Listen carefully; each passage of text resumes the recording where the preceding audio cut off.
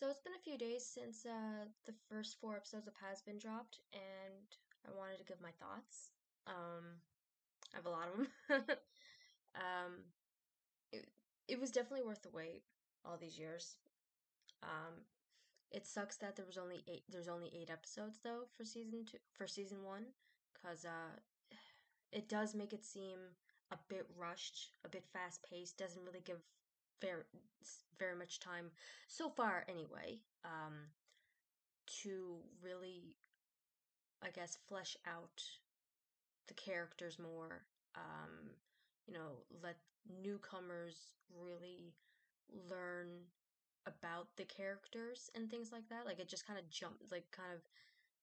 jumps into the characters without properly introducing them, I guess. I don't really know how to explain that, but it does suck, and I wish that there was more than eight episodes.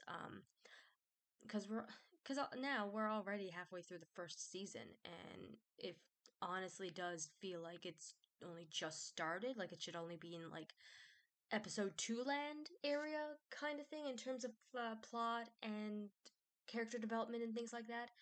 But it's not. But anyway, um, the music is amazing as I thought it would be. Um,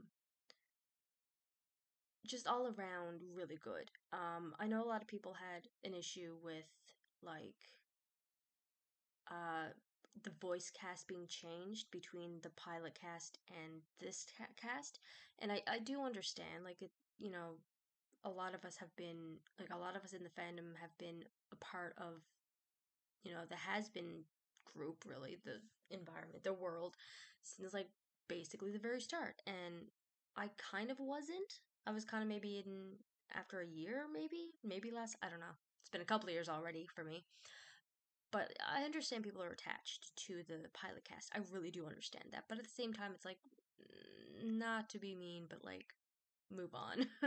They had the pilot cast already has, so no reason why you can't. Like, I was attached to Husk's pilot voice, for example. I was actually really attached to his voice the most for whatever reason. And like I was like on the fence for Keith Davis. Like I do like the man. Do not get me wrong. Love the man and his roles and all this and his work. I love him so much, and but I'm still on the fence. Like I don't know how it's going to be. I love him as Husk. I still have I'm not on the fence anymore. I do love him as Husk. He really brings something new to Husk that I didn't think he'd bring, I guess, or he'd have or something. I don't know. He brings something great, and I really like that. All the new voice cast brings something new and great to the characters that we know and love. So I mean, I'm really happy about that personally. But that again, that's just a me thing. Um, but yeah, my thoughts on the first four episodes. Um, really good. Episode one. Uh, yeah, just great. It's hard to get my thoughts right. um, Adam's song, banger. I, I, Adam is a dick, but as expected, to be honest. I think he's meant to be a dick, a douchebag, an asshole. So I wasn't expecting anything less. He's growing on me the more I rewatch the four episodes until the next batch come out. But yeah, the more I rewatch the first episode, for especially, the more I'm like, yeah, yeah, I'm kind of digging him, even though like he's a dick, but he's like the level, he's like you love to hate him kind of character, and I kind of like those kind of characters. Like, yeah, he's an asshole, but there's something about him. Maybe it's the voice actor, the delivery. Who knows? It's just there's something that's like, yeah, you love to hate him, and Adam does that. Um, Episode two was incredible. I was really, really excited for that one because Vox, the three V's in general, but especially Vox, because he's my favorite of the three V's. Um, Although at this point I kind of love all three of them, but at the beginning it was just Vox. We didn't really have that much lore. At least I never saw or heard or read or noticed any deep lore for Velvet. So I was like, she seems cool. I'm looking forward to learning more about her. Val, I really love how how Valentino is introduced in episode 2, because the fandom knows him as like this asshole, or worse asshole, this bastard, this slime ball, this skis bag, this kind of man, like we know what to expect from him already, from over the years. And for him to be introduced the way he was, as a whiny little piss baby, as Velvet put it, that was just spectacular for me. Like, it subverted expectations of what we were expecting to see his introduction be like. And I am a sucker for subverting expectations in terms of, like, characters, I guess. Like, you expect them to be one way, only to find out no, they're a different way. They're kind of the opposite, in fact. And I am a sucker for that trope. I don't know why, but I am. And his introduction was a really good example of that for me personally. Like, I knew he'd have a stupid side to him, like a sillyish kind of side to him. I really did. But for him to be introduced that way, I kind of like it because like it really does contrast how he is in episode 4. And I do like that, because it's like newcomers to the show, they're introduced for the first time to Valentino in this way, in this goofy kind of way. It's like, I'm gonna kill his whole fucking family. What the fuck? It's like he's kind of a goofball in this. Like, and I can't, and like that's how they get introduced to him, is like, he's supposed to be intimidating. No, like he's whiny and he's a brat and blah, blah, blah, but he's not intimidating. Like, really? Like, even when he took out his guns, like, oh, which one makes me look 60 years? Like, that's not scary. Then episode 4 hits, and that's all he really is. He's just completely intimidating in that one, and it's such a great contrast for me, in my eyes. And it's like, yeah, that is Valentino. That Those two sides of the same coin. That is what Valentino is, and I like that. I hate him as a character, I guess. He's a great villain. He's such a great villain, or antagonist, or whatever role he's supposed to be. He's great. Like, Joel Perez did a, is doing a fantastic job so far. Like, I didn't expect that kind of voice for Val, but I'm not against it. Like, Perez is doing him so well so far, and I'm really looking forward to hearing more different sides to Val, if there is any. Um, and like Vox, I already knew he was gonna be like, "Oh, I'm so cocky, her. Oh, I hate Alistair, herp, derp, derp," and all this. And like, I was expecting that, and like, it was delivered, and I knew, like, so it's like, but just I love Vox. I love Vox so much. Velvet, was not expecting that voice for her. I was not expecting such a, I call it a really heavy Cockney accent, but I don't know if that's actually the proper dialect, I guess you would call it. I don't know. I'm not well versed in what various British accents sound like. I don't know. So maybe I'm wrong in that it's not Cockney, maybe it's something else, but in my ears it's kind of Cockney. It makes me think of like Rose Tyler from Doctor Who, that kind of voice, like accent. Again, I don't know if she's Cockney. I just know it reminds me of her accent, which is, yeah. Um but yeah, Velvet, yeah, especially in episode 3 with that, like her little rap duet, like her rap part in the duet with Carmilla, like that was really good. Like, that alone, like, made me like her more, to be honest. Not that I hated her, I really didn't. I was indifferent with Velvet. Um, yeah, yeah, it's just the three of these are really great. Um, and like Nifty, I love Nifty. I've always loved Nifty. Like, over the years I'd seen so many people like basic more or less bashing her because at that point all we had for her was her little bit in the pilot. It's like 30 seconds all in total. Like that's speaking and non-speaking. And it's like because of that, I saw a lot of people online like bashing her basically. It's like, "Oh, she's so annoying. Oh, I hope just basically saying she's annoying because she's so hyper because blah blah blah, whatever." And I'm like, "Come on." She's not that bad. She's adorable. She's a little psychopath. I love that. And she's delivering even more on the psychopath psychopathiness. I don't know how to pronounce it nor what the proper word is. But Kimiko Glenn is really delivering on like the craziness of her, and I love that so much. I'm really looking forward to getting more of Nifty's lore because I have so many theories, so many headcanons, so many ideas of what her life in general, like when she was alive, like what her life was like. And I'm 100% positive. I'm completely off the tracks with my ideas. I'm not gonna share any of them just because that's too many, and I don't want to make this too long.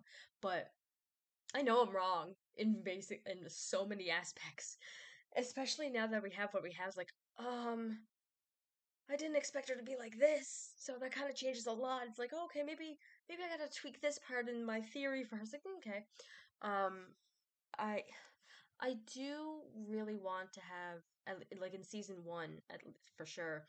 I really hope that we get like actual serious moments for her, like similar to how we got in episode 4 with Angel and his like not quite that serious, like but like her just not being over the top and crazy and hyper and stuff, like just more subdued. It's like I'd like that. I really would like give her more depth, give her more serious moments. I would love that.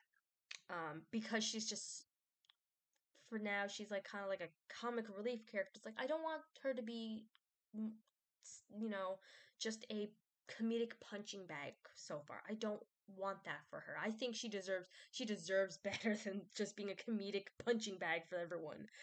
Um and like I want to see more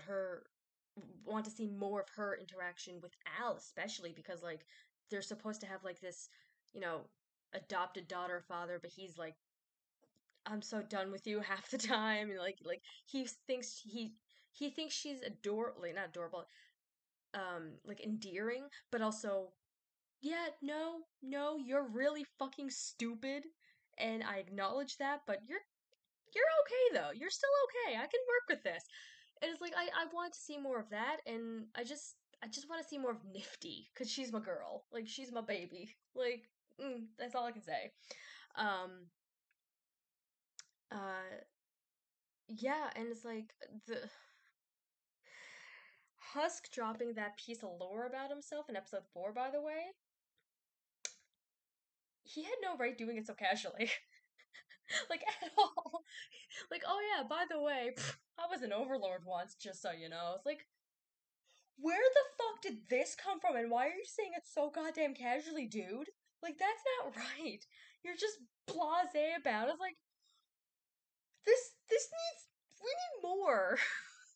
I still don't fully understand how that happened, like, what he was like, how he, like, the deal that he made to Al, with Al. I still don't fully understand it, but that's probably just a me thing with how stupid I am, and, like, I can't fully like grasp concepts too well unfortunately in media. Like I try, and but it's like it takes a lot of seeing other people doing deep dives into it and doing their own analyses for me to like register and be like, oh right, you know what, that actually makes sense. It takes that in time for me to actually catch on a lot, so it could be that in this case, I don't know. If it's not that case, and it really is still a bit muddled even for a lot of people, like, I do hope we get more of that lore as well, like, more understanding, more clearing up of that. Um, yeah, so it's like, yeah, just, yeah. um,